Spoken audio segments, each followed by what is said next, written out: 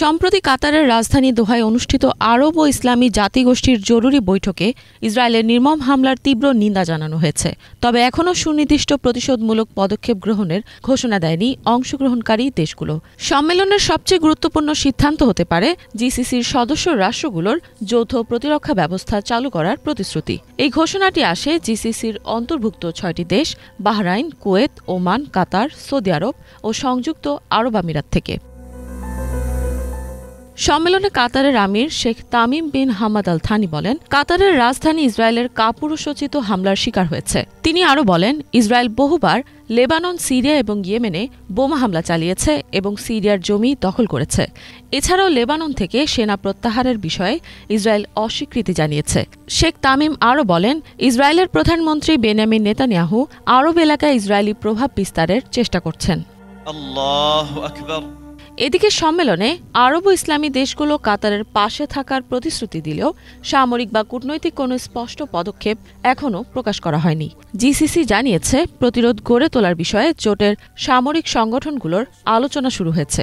শীঘ্রই দোহায় জোটের সম্মিলিত সামরিক কমান্ডের একটি সভা অনুষ্ঠিত হবে, এমনটাই জানান কাতারের পররাষ্ট্র মন্ত্রণালয়ের মুখপাত্র মাজেদ মোহাম্মদ আল আনসারি।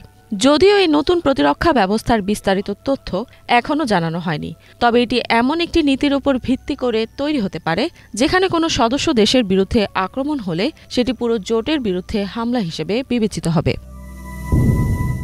সম্মেলনে মার্কিন প্রেসিডেন্ট ডোনাল্ড ট্রাম্পকে ইসরায়েলের উপর যথাযথ নিয়ন্ত্রণ আনারও আহ্বান জানান জিসিসির মহাসচিব। এছাড়া আরব ও মুসলিম বিশ্বকে ইসরায়েলের বিরুদ্ধে অর্থনৈতিক নিষেধাজ্ঞা আরোপ করার আহ্বান জানিয়েছেন তুরস্কের প্রেসিডেন্ট রিসেপ তাইপ এরদোয়ান। তিনি বলেন, আগের অভিজ্ঞতা দেখিয়েছে এই ধরনের চাপ কার্যকর প্রমাণিত হয়েছে। এছাড়া ইসরায়েলকে জাতিসংঘের সদস্যপদ থেকে বরখাস্ত করার আহ্বান জানিয়েছে পাকিস্তান।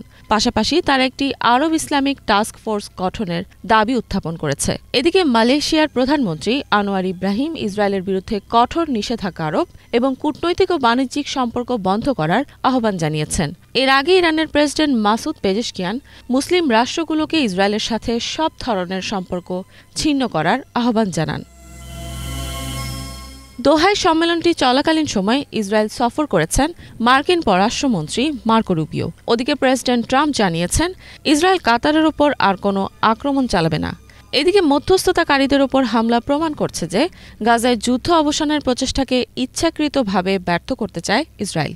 ইসরায়েলের সংঘাতে গাজায় এখন পর্যন্ত ৬৪,৮০০-এরও বেশি ফিলিস্তিনি নিহত হয়েছেন। ইফাত জাহান, বাংলাভিশন।